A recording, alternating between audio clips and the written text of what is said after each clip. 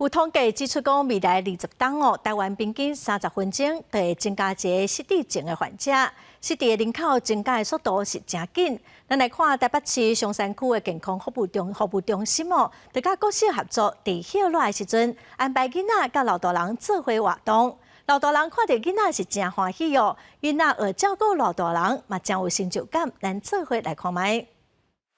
台湾高龄失智症患者单日增加，65岁以上的老大人12个都有一个失智。台北市松山区健康服务中心和松山国小利用学生休热期间办老幼共学的活动，有囡仔来陪伴老大人，会当互时代无同款的刺激，也培养囡仔学会晓体贴和同理心。家长甲阮讲，是大人来参加这活动了后，就是物质啊，或也是讲袂记哩物件会进行有改善，因为有学口的迄落刺激吼，甲囡仔互动吼，其实对因的脑部脑筋的活化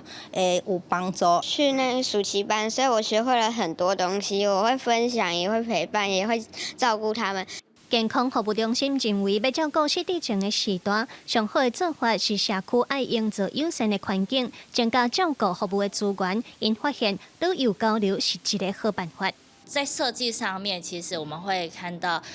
世代的不一样。长辈经历过的和小朋友经历过的真的是不同啦，然后他们会有做一些交流，所以手作的部分我们也会因应长者的肢体功能，然后认知状况做一些调整。台湾已经是高龄社会，老人失智的情形也真严重。专家呼吁家属唔通互失智的时代观点厝内，应该爱互这个时代有定定和社会接触的机会。记者林小凯台北报道。